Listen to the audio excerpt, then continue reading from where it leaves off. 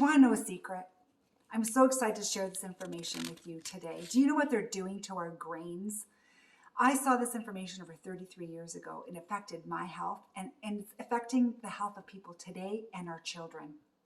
The refining and removal of essential oils from the hearts of the grain due to food processing began to ramp up during the 1930s and 1940s due to the Industrial Revolution, and they set the stage for widespread malnutrition. Generations of people were soon complaining of fatigue and exhaustion. They were the children and grandchildren of people who sawed forests and dug ditches by hand. They knew something was wrong, but yet the doctors couldn't find anything wrong with them. In 1946, a government research grant was awarded to a Hollywood Presbyterian hospital in Southern California to study these chronically fatigued people. As a result of the research, a formula was developed, the essential oils, lipids, and sterols from wheat, rice, and soy. And the chronically fatigued people that were participating in the study improved greatly when these essential oils were added back into their daily diet. Treonine was the name given to these concentrated extracts of lipids and sterols from wheat, rice, and soy. And treonine is Greek for 3-in-1. As happens when government studies end, the formula was put on a shelf and nothing was done with it. This was sad, as many people were being helped by these essential oils. One of the participants in the study was a woman who suffered for years with extremely painful rheumatoid arthritis. Her pain was so bad she could not stand the pressure of sheets on her bed at night. Her husband, Wally, heard about the research going on in Southern California. He quit his job and started working as a medical detail man with doctors who were doing the grain oil research. His wife became one of the study patients and improved dramatically over the next 2 years. When the grain oil formula was put on a shelf, the man and his wife were able to acquire the formula for the research hospital.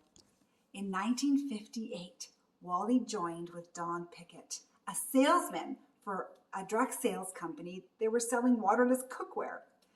They founded the Neolife Company in 1958. And Wally attempted to make the formula available to the medical community for their patients. But unfortunately, the medical community, they weren't interested. Soon Wally became discouraged and stepped away from the company. Mr. Pickett, being familiar with direct sales and marketing, he chose to use direct sales as his marketing tool because he knew the product would require an explanation. People would need to understand the difference between his supplement and other supplements on the market. The first and only product sold with the brand name of Neolife was Formula 4 back in 1958. Formula 4 contained the grain oil in Formula 4 Plus, and also had vitamins and minerals, amino acids, protein, enzymes derived from whole food. Mr. Pickett's very first customer was Fred, whose wife, Jean, in her late 30s, was pretty well bedridden with rheumatoid arthritis. And Formula 4 gradually restored Jean's health so much that several years later, her blood work showed no trace of rheumatoid factors. Meanwhile, Fred started sharing Formula 4 with everyone because he was so excited about the improvements that he was witnessing in Jean. Mr. Pickett opened his own manufacturing facility and testing equipment, including an artificial stomach. Neolife holds a pharmaceutical license so as to keep standards high in the manufacturing of all Neolife products. Supplement manufacturers are not required by law to hold a pharmaceutical license, but this was a choice of integrity that is still held by the company today. All raw materials are held to the highest standards and thoroughly tested for any impurities. These are the products that have impacted my life for over 33 years, along with family and friends.